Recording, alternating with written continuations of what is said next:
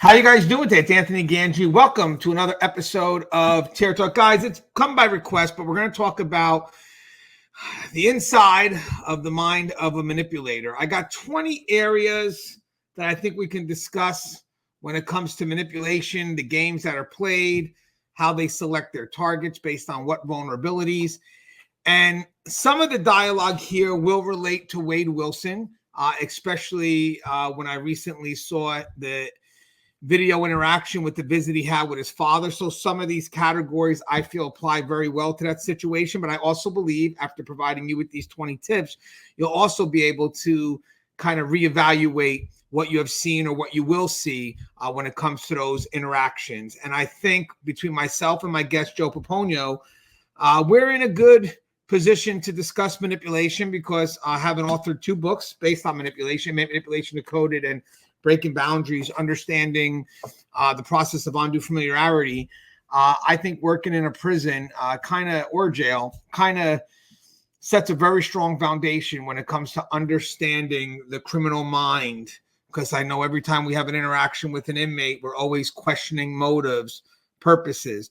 And I think, and I want to correct myself from a show I did last night. I got to correct the word, the way I ordered the word objective and goals. Goals is more higher long-term. In the show I did yesterday, I kind of stated objectives were. I meant to say goals. So with that said, as we go through this manipulation, whether on the streets, in the prison, even though the objectives may be a bit different, the overarching goal is control. And that doesn't change. So the dialogue we're going to have is going to be foundational in regards to how they try to shift control or authority from the person they're trying to manipulate to themselves. So for us in corrections, they may want to try to manipulate the person who has authority so they can take some authority from the position they hold, where maybe out in the real world, it just could be the authority over your own life, which tends to be a lot worse. But with that said, let me get Joe on. What's up, Joe? Hey, what's happening, brother? Joe, how you feeling? Like I'm passing the stone, but otherwise we're good. Oh man. Well, Joe, first off, thank you for coming on today. Joe, you mind introducing yourself to our audience? Absolutely. My name is Joe Pomponio. I'm a retired lieutenant from the Texas Department of Corrections of almost 30 years.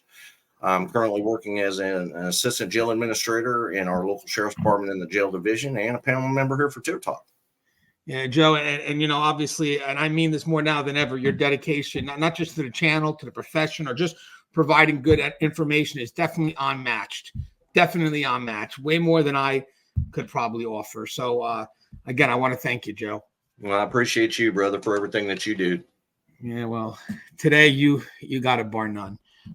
So we're going to talk about inside the mind of a manipulator. Now, guys, I do believe some of this could play out into whatever true crime you may be fascinated with. Right now, Wade Wilson seems to be a hot topic. So there may be some of these that I can go ahead and apply to recent conversations or videos I've seen. But I will state, guys, that we're not experts. We're not trying to make a diagnosis. We're just utilizing our experience and basically trying to see how that experience plays out into the real world. So again, the title of the show is Inside the Mind of a Manipulator. And I'm going to go over about 20 tactics. And I'm going to kind of also note when this tactic is employed, what type of vulnerability are they looking for in that individual? And then also what would be the defenses against that chosen tactic. So the first one I got is guilt tripping. For this one, actually, I did see this played out very well with the dialogue between Wade Wilson and his father, because the moment the father tried to gain control by, working with Wade to let's get that body. Let's tell the police where Ruiz is. The first thing Wade Wilson wanted to focus on was basically confronting the father about turning him in and kind of like shifting blame or guilt. And it was great in that first part of the video to know that the father didn't play into that, which I thought was great. So for guilt tripping, the tactic is basically showering the target with excessive, For guilt tripping, it's making the person feel responsible or guilty for not fulfilling the manipulator's desires. The vulnerability here is someone that could be empathetic, overly responsible, or a very sensitive individual. Now, guys, I want you to be mindful. We play many roles every day. We wear many masks. At work, maybe I'm a correctional officer. At home, I'm me. I try to keep me in every role I play. But with that said, there are priorities. Our role does adapt and adjust. So a lot of people tend to look for vulnerabilities that are foundational, but could heighten dependent on the role or the interaction that's at play here. So in this case here, the vulnerability here is that Wade Wilson is the son of Stephen. So that was a way to try to employ guilt. And also there are circumstances where Wade Wilson was given up for adoption. So, I mean, there's a whole mess of things that could be inside Stephen that Wade Wilson could try to manipulate. So with that said, again, we're looking for people that could be empathetic, which could be situational, or could be someone that just has that, overly responsible or sensitive individuals. And the defense, actually, I'll get to defense later for this part. But Joe, I know in the prison setting, but I'm sure in real life, you see guilt tripping all the time. Oh yeah, I mean it's a tactic. It's a tactic used by both staff and inmates. They try to guilt trip each other into getting their their wants and needs, or whatever they're looking for at that time. It's a widely it's probably one of the most popular tactics used for manipulation in a prison setting. Yeah, and I would also say, even out in the real world, Joe, I think the closer your connection with the person, the easier it is for that guilt trip to be utilized. Would you agree? Yeah, absolutely. If you know the person well, it makes it doubly as difficult, as far as not caving in and not giving in to their wants. I would like to also add, maybe even if you feel at some point you have a level of responsibility over that person, or at some level you may feel a level of responsibility over the action. Now, in the Wade Wilson scenario here, he turned him in. So there is a level of responsibility for turning him in. But with that said, he turned him in because this guy went and killed 2 women. Yeah. So I'm sorry, he had to turn him in. So it's the shift of, and we'll get to that, the shift of blame. But I think the closeness here plays out as well. And guys, by the way, these don't always act out in isolation. These could be employed together as well. They work very well collaboratively. The defense here is to recognize that your feelings of guilt are being manipulated. Assertively express your boundaries by stating that you're not responsible for someone else's emotions or choices. Don't be afraid to say no. So with that said, even with the Wade Wilson case, he ultimately took the 2 lives of those individuals, which forced the father to take responsibility in regards to turning him in. There is a responsibility there, but that responsibility does not negate the amount of accountability that comes from what Wade Wilson did. And by the way, guys, sometimes when it even comes to this manipulation, I think Joe would agree, and I mentioned this yesterday, we know that the person being manipulated is the first person that knows, because there's a feeling either they're being pulled or pushed into a direction that they may not want to be, but for some reason they just keep going in that direction. And I think most of the time it's because of conflict. Whatever that conflict may be. Maybe the conflict could be, setting the boundary that could forever change the dynamic of that relationship, or finally standing up for yourself. But what that is, I think a big part of being on the other end of manipulation is the fear from the other person to create conflict, to say no, or to reestablish the boundaries of what we're going to allow this relationship to be. And again, in the case of Wade Wilson here and the father, I think when Wade Wilson tried to play that route, the father pretty much was quick with, we're not going that route, and establishing the boundary and not afraid to have that interaction. He wasn't afraid to step into the what would be conflict. But Joe, would you agree with that in general? Sometimes people get pushed and pulled in a direction they don't want to go because I think somewhere in the mind they're afraid of maybe setting that boundary and creating some level of conflict that they feel could either destroy the relationship or maybe just for once standing up for themselves. Yeah, I mean, you got to look at this poor kid's father. Number one, he was pushed and pulled he was basically shoved into a corner to the point where, he had no choice but to, turn his son in. And that's got to be hard for any parent. On the second level of that is, here your son has committed this horrible, heinous crime, but yet he's still your son. And, you want to do right by your child, but at the same time, you have to, ultimately this guy's got, a high level of integrity, because, it had to have been hard for him to turn him in, number one. Number two is, to be able to have that such integrity that, you still do right by law enforcement as well. So there's no doubt that this guy was pushed and pulled in several directions. I can only imagine his emotions are in turmoil right now. Right. And guys, by the way, I want to mention something. People that manipulate know the power of certain relationships. That's why most of the time they try to get as close to you as possible, because they know it's harder to tell someone you're close to no. So when you have a dynamic in which that relationship is already defined, father and son, where maybe there was a responsibility there or an accountability, because that is my son, the situation kind of sets you up for that dynamic. So I think manipulators are very keen on also understanding the relationship that they have with that individual and utilizing that relationship in an effort to employ whatever game they're looking to employ. So the next one I got here is Flattery. I saw this with Casey White and Vicky Wright. I recently watched the special on Netflix, and they pretty much said what really started it, or started her connection to him, was he complimented her posterior. He complimented her ass. It's a great documentary, by the way. I truly enjoyed it. And that's what caused her to kind of stop, interact. She didn't shut the compliment down, and then it just obviously grew. And it's great that they noted that, because sometimes the smallest of things can open the door. But with that said, remember, guys, it may be the smallest of things in that generalized interaction, but it could be the first time she ever received a compliment like that. And she could be longing for that compliment. You don't know. And I think that's something the inmate could be aware of. They study things. They study how you move. They study how you interact, and they just try.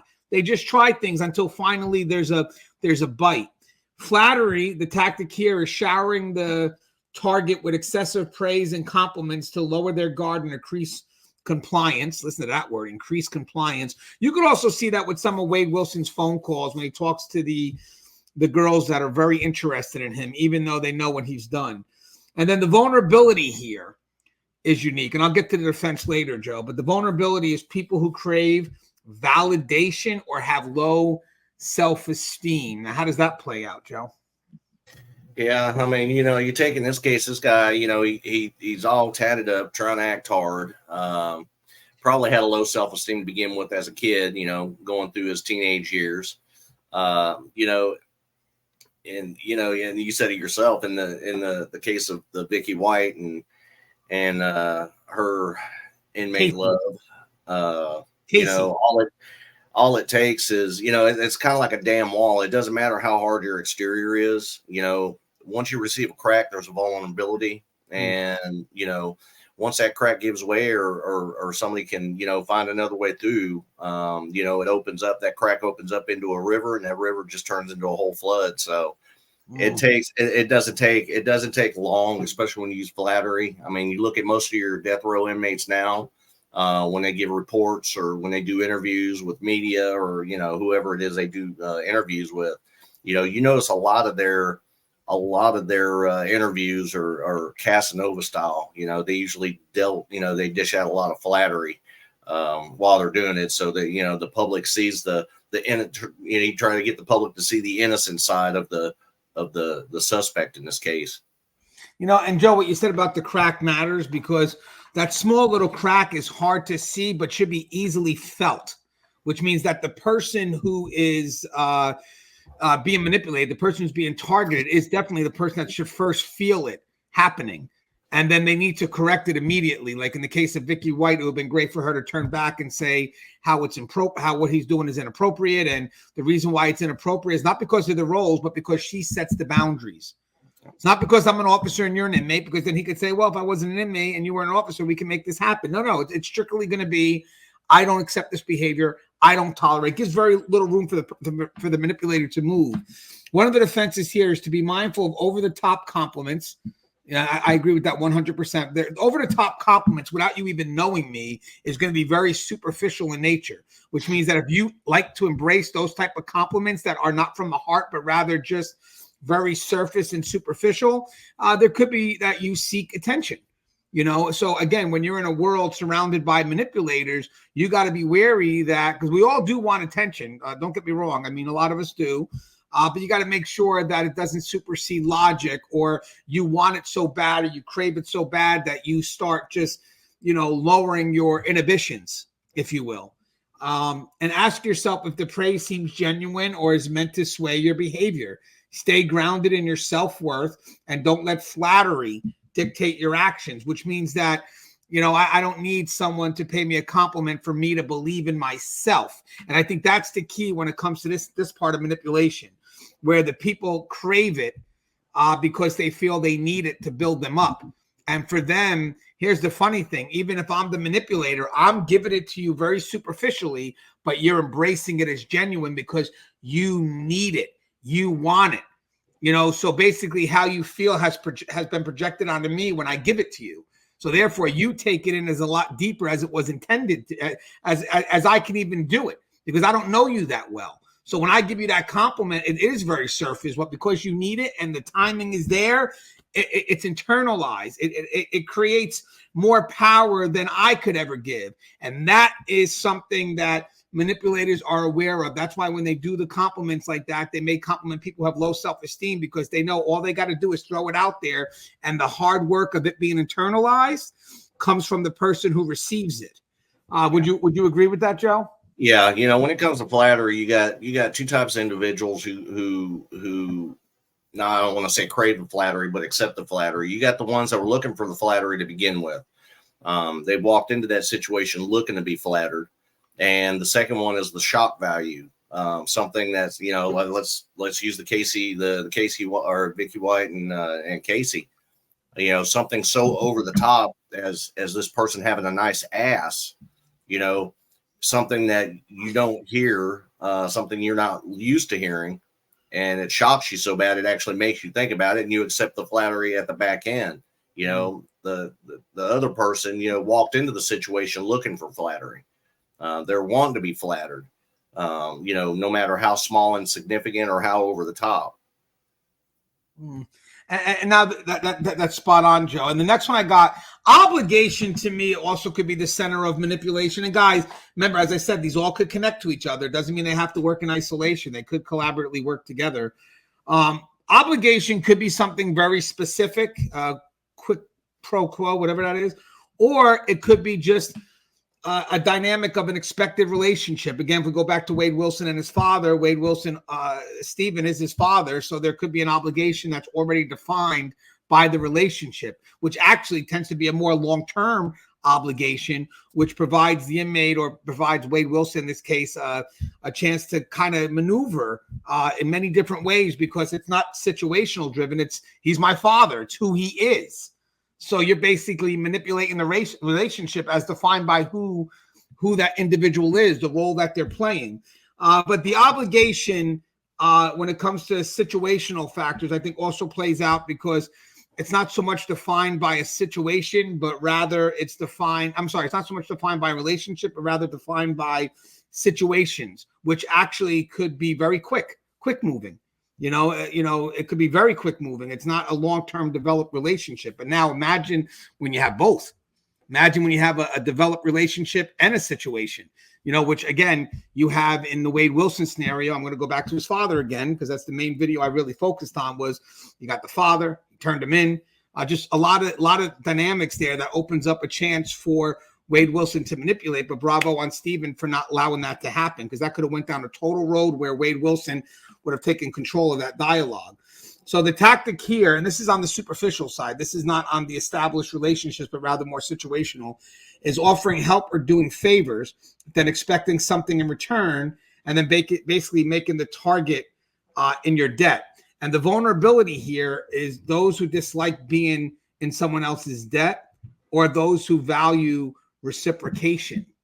And Joe, I got to ask you this, Joe, because I know people that literally don't like to ask for help, because in their mind, if you give me help, I got to pay you back, and I just don't want to pay you back. So they get so overwhelmed with the feeling of paying someone back that they just want to do it and get it over with.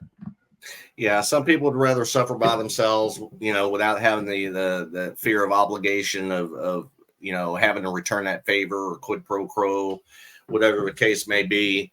In this case here, Steve Wilson had many chances to manipulate the situation into his favor if he wanted to, especially with his father turning him in. He could use guilt trip and obligation both at the same time on his father. You're the one that turned me in, so you're obligated to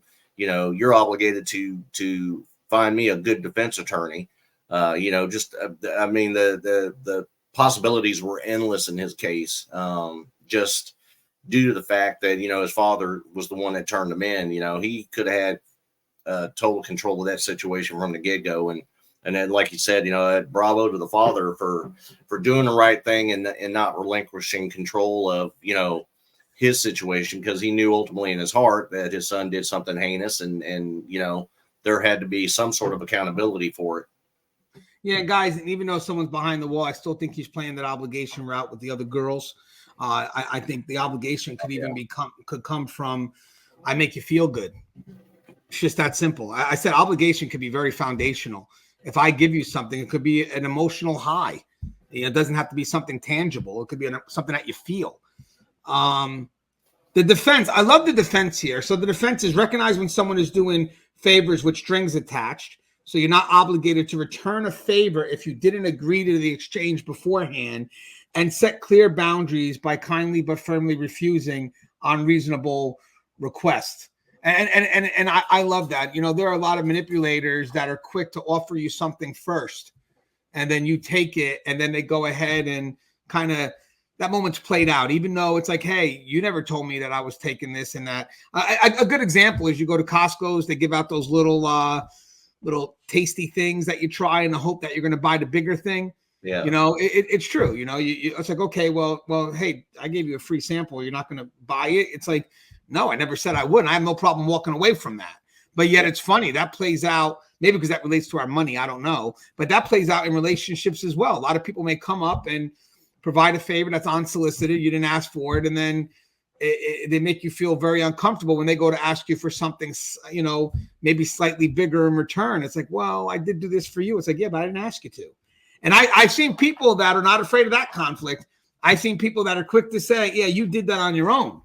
It's not a favor because I didn't ask for it. So with that said, you do you, I do me, but I'm not obligated to return anything your way. And that obligation, I think, is one of the biggest things when it comes to manipulation. I definitely in the prison setting, 100%. I definitely has to think if it plays out in the prison setting, it's going to play out 100% in the real world.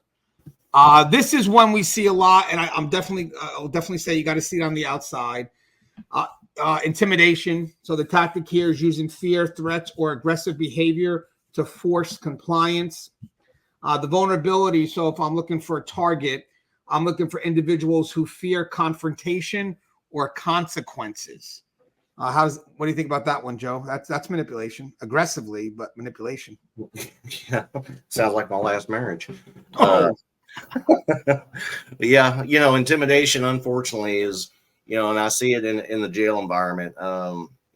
Intimidation is probably one of the biggest factors in trying to coercing somebody into doing something that they don't want to do, for fear of, any kind of physical retaliation, or it could be something small,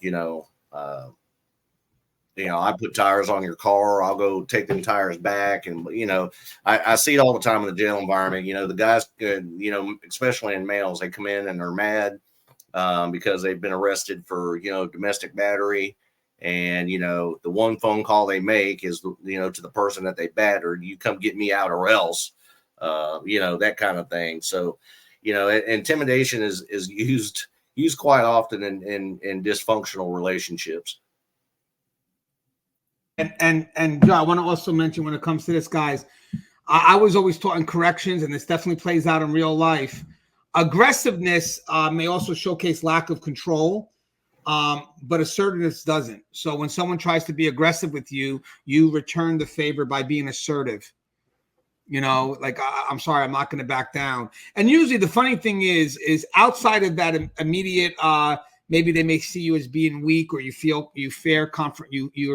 afraid of confrontation, which again, that's why we say we can't be afraid of if I don't want to do something, to introduce the conflict into that dynamic. But with that said, I also feel sometimes when people utilize that, it's also a last ditch effort because they're starting to lose control. So you got to expect that when you start to stand up for yourself and you start to present conflict, that stops the person from playing the guilt trip, or stops the person from playing the flattery, then you figure it could eventually evolve into this part, the intimidation part.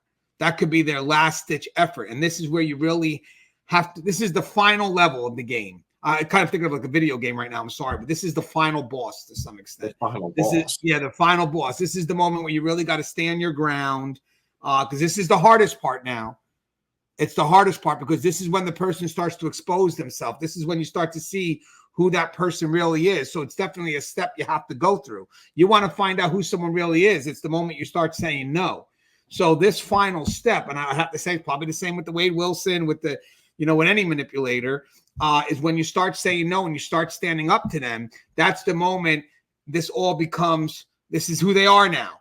This is what has always been in the surface. They've just been doing it passively, because believe it or not, guilt tripping, flat, all that stuff, if they're looking to manipulate, are passive attempts. They're passive attempts in which you receive and you make the effort. Now, when it gets to the point where that's not working, it's an aggressive attempt because they're forcing you now to make the effort. You get it? I mean, they're really forcing you now. Where the other step is you're sort of being forced, but you're willing. You're willing. This is the point where you're not willing, and now your control is under their hostage, if you will. So be prepared for that. I would say that's going to come pretty much any moment you present conflict, but this is a good thing. It's a good thing. You may want to do it safely, depending on who you're dealing with here, but it's a good thing because this is the final step, and this is the long-term solution. That's why it's not meant to be easy, especially if they've been doing it for so long. It makes it that much harder. And then the defense here is stay calm and assertive. Yeah, there's assertive. Acknowledge the fear, but don't let it drive your action. Stand firm. And if necessary, this is the key, guys, remove yourself from the situation to avoid escalation. And that's what I also added as a caveat. All right, so let's go to gaslighting. Gaslighting to me is a very scary term because this is pretty much changing how you view things. This is truly, truly evil in my mind. It comes from an old movie where someone just slowly there was a husband that messed with a wife's perception of reality by slowly just altering things in her environment. And the tactic here is distorting facts or denying reality to make the person question their own perception.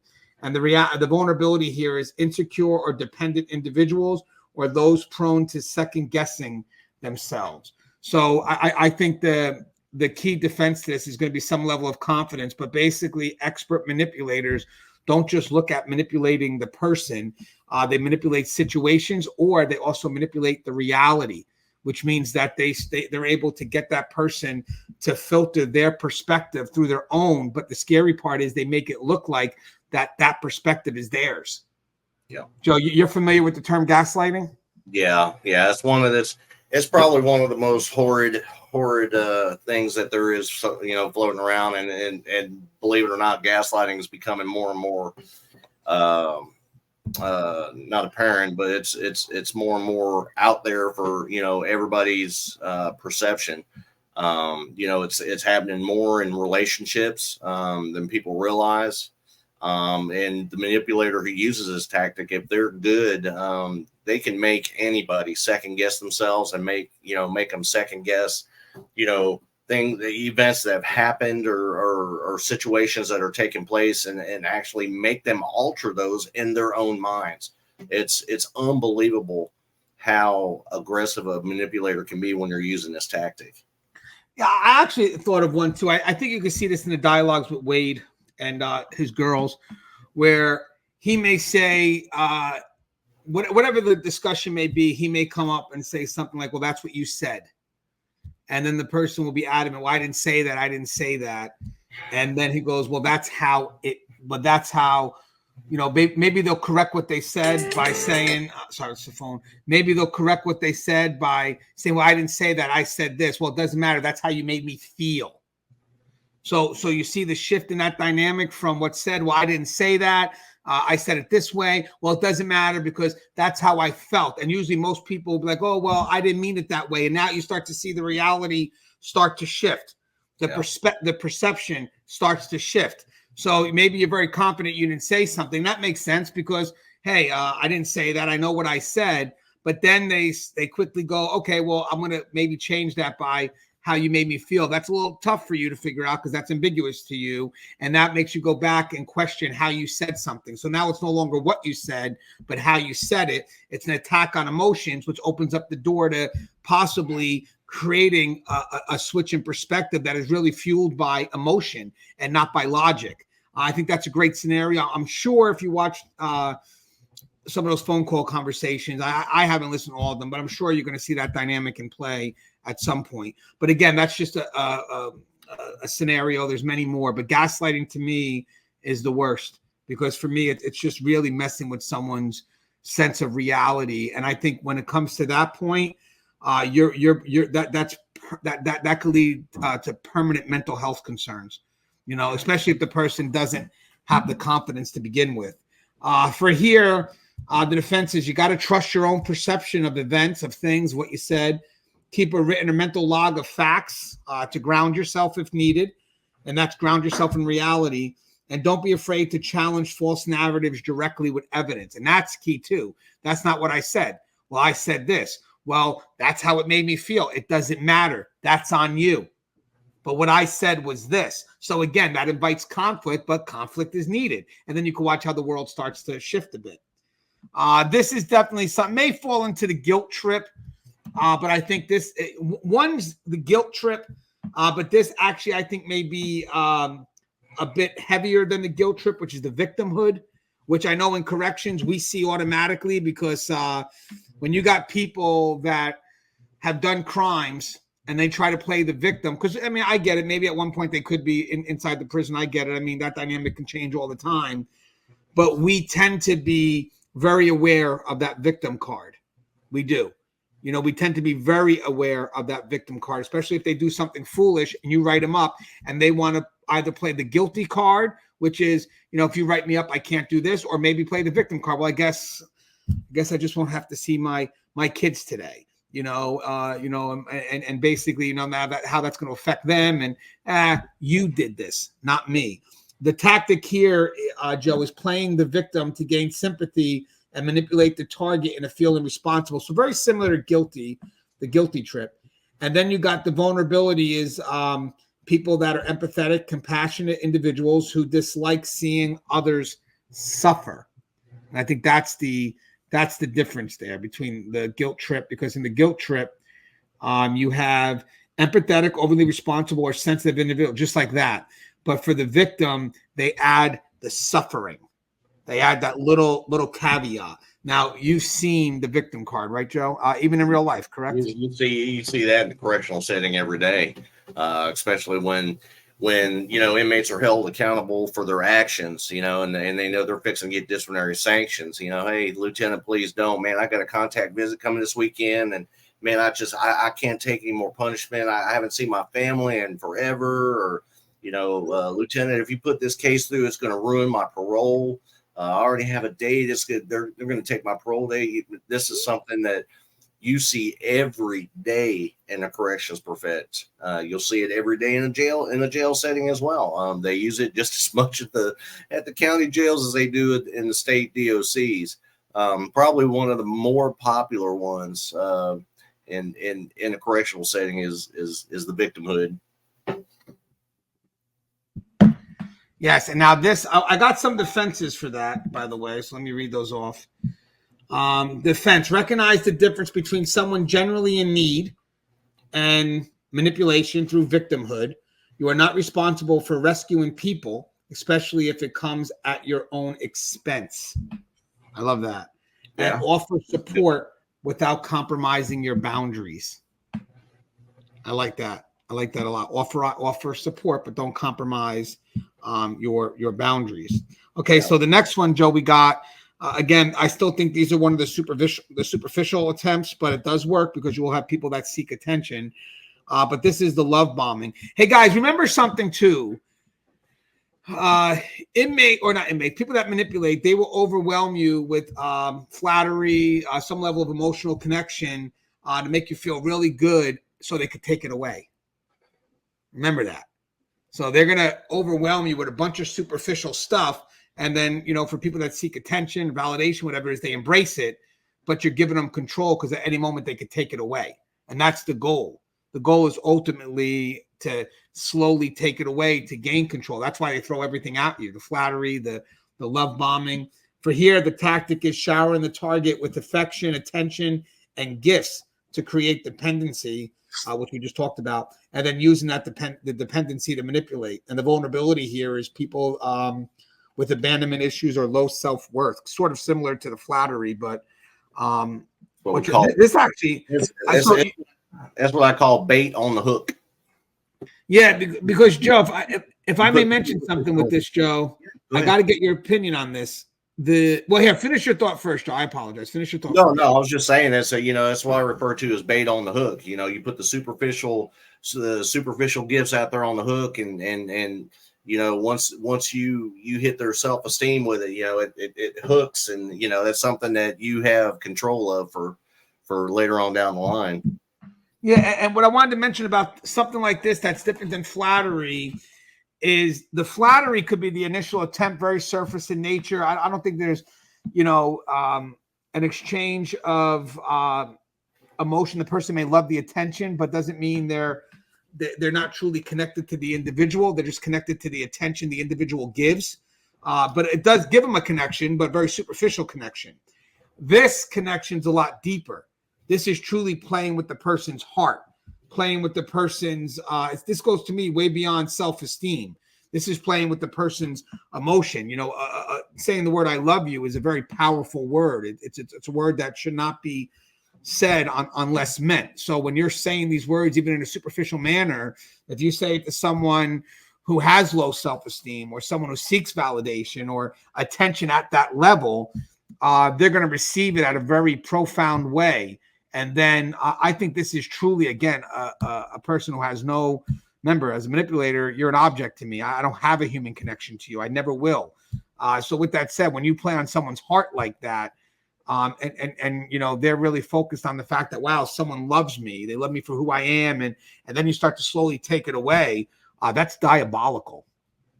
That is extremely diabolical. Would you believe that, Joe? Oh yeah.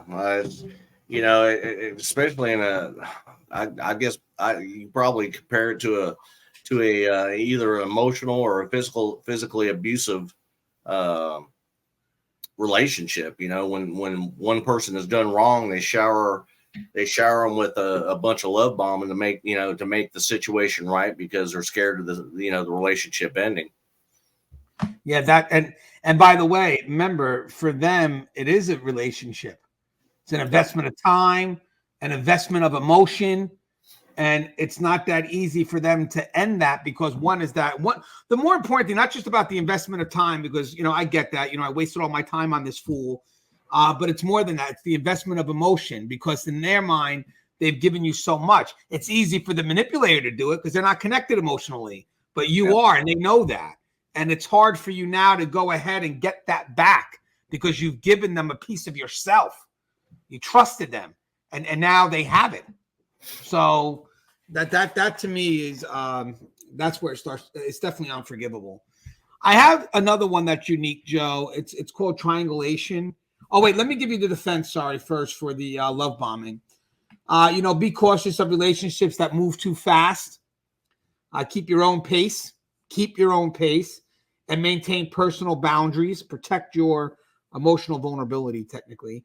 And recognize when affection turns into manipulation and be prepared to step back if necessary. And even though that's not easy to do, we talked about it. In this case here, here's the funny thing with this one. In this case here, the conflict may not always be with about telling the person no and setting the boundaries. The conflict could be within yourself now, admitting that you were wrong about this person and having to face the truth. So that's a whole internal look. And that can't be easy. That 100% can't be easy. I got the triangulation one. Maybe, Joe, you're more familiar with this one, but basically it's pitting the target against a third party to create insecurity or jealousy. And the vulnerability here is insecure or competitive individuals. I definitely see this in the prison setting. I'm sure it plays out in the real world where this person is able to play multiple people at once. And then you got people that are wanting attention. And then basically they play out those two parties against each other. So they can go ahead and get you to step up your game. And at the end of the day, the person that's winning is them. 100%. You know, and that can happen anyway. I've seen in real life, people get involved with, let's say, a girl and her best friend, you know, and you got people that are competing for attention. Very superficial in nature. You get two people that really want the attention. This person gives both these girls that attention. And now he's got them competing against each other for superficial attention when all they got to do is just say, what are we doing? What are we honestly doing? And they wind up playing you based on your own securities, but they're playing you both very well. And as you guys are competing, who's winning? The manipulator is. Anything on that? Because he's probably got a third party involved in by now. You know, when somebody like that is doing the triangulation stuff, you know, chances are that he or she may not be interested in you to begin with, you know. And I'm not saying it just happens to females; it happens to males too, you know. So that's something you got to keep in mind. Yeah, and I said the defense here, guys, this will be a quick one, is refuse to engage in competition or gossip, directly address the person manipulating the situation, and clarify misunderstandings with the third party to avoid conflict. We do that all the time in corrections because they love to pit us against each other. So it's like the us versus them. And basically, if they start to say a rumor or gossip about someone else who's saying something, let's say about me, I will go up to that individual and talk to them and remove all assumption. I will not let assumption carry out into a divide. So most of the time, even this triangulation is usually based on assumption that you let get carried away, as opposed to, well, why don't you just talk to the person? Yeah. Why don't you find out what the hell's going on? And I'll guarantee you that within a matter of a few minutes, you'll realize that you got someone pulling the strings. And the reason why you guys are acting so foolish and getting to this, if you want to use the word competition here, is because this person behind closed doors is pulling the strings. And it only takes literally a minute to figure that out. But part of this game, to be honest with you too, triangulation, is getting to the point where you can safely, as a manipulator, believe that you can keep these two people separated to some extent. Maybe not physically, but they're not communicating with each other, because then you wind up controlling them both. But once you start to see them engaged, game is over. Game is over. The game's going to be easily exposed. This is more, I got one that's the silent treatment. So this is withholding communication or affection to punish and manipulate the target into compliance. And the vulnerability is people who fear rejection or abandonment. The funny thing about the silence treatment, and we'll kind of speak through the rest of these, is that there's no closure when there's silent treatment, which means you're not telling me how you feel. So if I'm really truly believe that again, these all bleed into each other, but if I truly believe, okay, you're making me feel guilty of something, and then you become quiet, that's, you know, there's no closure for me. I can't resolve it. And then you tend to walk away. And now all I have is just not knowing. And I'm going to filter things through probably the wrong bias, you know, because if I'm vulnerable because I fear rejection or abandonment, when you go silent and I'm left to fill the ambiguities, it's going to be filtered through the fear of rejection or abandonment. So now you got total control. And I think people that play that, they play it once when they know it works. They'll play it all the time. But I will tell you something. If that person wants to go silent on you and you go silent back and you don't care, they'll come around first. Yep. They'll come around first because they know it's not working. Because at the end of the day, what may look like long-term is they want a short-term resolution. So the moment you go back and you shut up on this, eventually what's going to happen is you're going to force them to rethink their strategy. But with that said, Joe, I'm sure you've seen the silent treatment, and it's like, you know what? All right, be silent. And you really got to hold your guns on that. Yeah, and it's funny, I kind of chuckled a little bit when we were talking about it because, without putting too much of my personal business out there, it's kind of how my last marriage ended. She went silent, and I was at that point where I was good either way. So I was silent back. She left, still being silent, has been gone, still being silent, and I haven't reciprocated in any way, shape, or form. And lo and behold, the first phone call, that comes to me is from her. So, it's something where, if you're going to use a silent treatment, you better make sure that the person you're using that silent treatment on really gives a damn. Because if they don't, and, that whole situation can backfire on you pretty badly. Yeah. And Joe, you're spot on, because as we just mentioned, the defense for this is recognize the silent treatment for what it is, manipulation. Instead of chasing after approval, give the manipulator space and let them know when you're open to communication, when they're ready to engage respectfully. Puts the control in your hands. And I want to say, for those working for family members or loved ones that have people in prison, again, we're giving refer to Wade Wilson. If by chance they decide to give you the silent treatment, you got to remember something. You are in control. You have contact to the outside world. Yeah. You're in control, so if they stop calling, okay, it is what it is. Or don't chase it, because sometimes they want that. And then what happens is the moment they decide, okay, I'll pick up for her today or whatever, or I'll call her today because she's, calling admin or she's calling everyone to get in touch with me. You're calling on their terms. Yep. First thing they said, I'm calling you because you're calling me back all the time. Let me tell you how I felt. And it's all a game, because they're giving the control. But the moment you stop calling, trust and believe, they're either going to call you back or you're better off if they don't. I'm being rude, but I don't care. You're better off if you don't. The silent treatment is definitely a game. Minimizing. I see this a lot, to be honest with you. So it's downplaying or dismissing the target's feelings or concerns to make them seem trivial. Basically, you misunderstood. Yeah. Basically, yeah, and then in the whole situation. Yeah, individuals. So vulnerability here is individuals who doubt their self-worth or struggle with assertiveness. So basically, guys, if you do have and you go to mention, this could also come when you decide to bring up the conflict, and this is how you make me feel, whatever it is, and they minimize it, or they tell you that you're misunderstanding, and it's like, no, I'm not. Yeah. My effort here is to engage in the conflict so you can change your ways, not for you to minimize it and keep doing what you're doing with a justified excuse. What's your thoughts on that, Joe? Yeah, you see that a lot during correspondence, especially in the correctional setting. A convict will be writing six different females, and of course he's in love with every single one of them, and two of them or three of them find out, and it's, oh no, baby, I'm not writing anybody else. You are the love of my life. I want to grow old and have kids with you. And they downplay the whole scenario. I wrote two other women, but one of them's my attorney and the other one's her assistant. You see it every day. It's comical at best. Yeah, and guys, I have some good defense here. Stand by your emotions and experiences. Respond assertively by restating your concerns and refusing to let them be diminished. And your feelings are valid, and you don't need external validation to prove their worth. So again, that's how you feel. You got to be wary of when the person starts to try to tell you how you feel by minimizing those feelings. So remember, you're misunderstanding me. Reacting. Yeah. Why are you acting so extreme? They're telling you how you should feel. You should also know, and I'm going to tell you something right now, guys. Another part of this dialogue is you should know what feelings are warranted. Hopefully you have enough control of yourself to know that.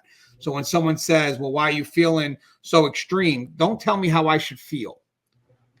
Don't tell me how I should feel, because then what happens is they're going to use that to make it seem like you're acting illogical, when this could be the first time ever you're doing the right thing. They're just not used to it. Okay, so for the next one, Joe, I put blame shifting and projecting together. And there is a slight difference. So I just want to read to you real quick what I have for them both, and then we'll kind of break it up. So for blame shifting, and this is definitely something that people do utilize, it's deflecting responsibility onto the target to avoid accountability for the manipulator's actions. And the vulnerability here is overly responsible or guilt-prone individuals. But projection kind of touches on that, but projection is, let me get my projection one. Projection is a tactic that manipulators use. It's accusing the target of the manipulator's own negative behavior, shifting blame away from themselves. And the vulnerability here is those prone to self-blame who are easily confused in confrontations. So just to give you a quick difference, guys, so you're aware, blame shifting is when someone consciously or intentionally shifts the responsibility for a mistake or wrongdoing onto someone else. It's a way to deflect accountability and avoid facing consequences for one's actions. So, for example, if a person fails at a task and then blames their colleague for not helping, they're engaging in blame shifting. So again, you can see that all the time with manipulators. Basically, it's not their fault; it's your fault. The projecting is different. On the other hand, with projecting, it's more subconscious. It's when someone attributes their own negative thoughts, feelings, or behaviors onto another person. So, for instance, if someone is feeling jealous but accuses others of being jealous, they're projecting their own emotions onto someone else. It's often done unconsciously as a way to protect oneself from uncomfortable feelings. So if we go back to projection, accusing the target or manipulators of the manipulator's own negative behavior, shifting blame away from themselves, and it's those prone to self-blame or easily confused in confrontation. Basically, it could be what the manipulator believes about themselves that they're now going ahead to push on you. And therefore you take onus of that. You start to believe that maybe you are that jealous person. Maybe you are that aggressive individual. When at the end of the day, all that person is doing is telling you who they are, just showing you who they are, but making you feel that that's you. So it's their projection of how they feel, how they think onto you. And as for the defense for that, I'm going to speed through this one, Joe, if you don't mind. The defense for that is recognizing when someone is projecting their faults onto you, and don't internalize those accusations. Stand firm in your understanding of the situation and call out the manipulator's behavior calmly. And as for the blame shifting, this is more about the action. So basically, I did what I did because of you, because you gave me no attention. I cheated on you because you didn't give me any love at home, or I killed these two women. You're right, but had maybe you could have been there for me when I needed you, and I wouldn't have done that. So now it's pushing on to the action. And the defense here is don't accept responsibility or accountability for someone else's actions, mistakes, or point out the deflection. Hey, that's not me. That's you. You did that, not me. And this also falls into when inmates try to play guilt, or just people in general, manipulators try to play guilt or victimhood. But point out the deflections and stay firm in discussing the original issue. Be prepared to walk away from conversations that turn into the blame game. Any thoughts on that, Joe? Because we see that. Oh yeah, you see that all the time in a relationship, especially when somebody was caught doing something they shouldn't have. Instead of accepting the responsibility, they use the blame shifting. They blame them for something to try to shift that what they call that blame deflection, where they try to put the blame back on them. Whereas projecting, you're really projecting your thoughts and feelings to a person to make them believe your way of thinking. So there is a little bit of difference between it and the blame shifting. Yeah, and then the next one I got is, and I'm sure Joe's that with people that provide false promises this may lean more towards the obligation side, but basically it's the tactic here is offering promises with no intention of fulfilling them to gain temporary trust or compliance. I could think of one where you put a ring on someone's finger, but you never intend to marry them. Just saying. The vulnerabilities here is hopefully or overly trusting individuals. And the defense here is, hold people accountable for promises. Look for actions rather than words. If someone consistently fails to keep promises, again, a pattern, reevaluate their credibility and adjust your expectations. I think that happens a lot with manipulators because they could want something in the extreme of the moment. They could be impulsive, and they can make a promise that they know will get you moving forward, but they're never going to fulfill. But they know that I need to get through this moment. And then later on, when you go to kind of get the return favor, they would never, ever we're planning on paying that back. So with that said, that usually could be something that they may need in the moment that they could sell you on. And then eventually when it's time to pay them back, they just don't do it. And then that, again, once you start discovering a pattern of that, you may realize that you're being manipulated by lies that they're going to do this. And, what's funny is sometimes people, in an effort to hold on to a relationship, not for the right reasons, but to control that individual, they know that they have to put a ring on that person. It's not an effort to really strengthen the relationship, but man, I got control of this. So maybe I'll put the ring, but they notice maybe the moment we get married, I lose a sense of that control. I lose a sense of the perceived freedom that I have, that I could walk out of this relationship anytime I want. So once I put the ring on it, okay, I could sell that. That buys me time, but I'm not planning on marrying the individual because I'm not going to lose that sense of freedom of me maybe wanting to walk out when I decide to walk out. But I'll give them the ring now. And, and then you get the people that, oh, yeah, he gave me the ring. Well, how long wore the ring? Oh, 8 years. We're getting there, So again, it's an effort to control you in the moment with no effort to really pay back on that promise. Would you agree with that, Joe? Yeah, definitely. All that is something to buy them time so they can get all the benefits without the official titles or, the official, relationship. You see it a lot, especially in younger couples. It's, you see, and you really see it. You see it a lot with some older couples too. They make all the plans and take all the necessary steps, but never the follow through because they're selfish in their intentions and they want to get what they want to get with false beliefs. All right, so that's just a few. I thought there was 20, but because they kind of merged in together, I think may have been actually 13, but they started repeating each other. So technically, 13 or 12. So they're still good. But guys, I'm sure there's more. It's not an all-inclusive list. But Joe, any closing thoughts? Yeah,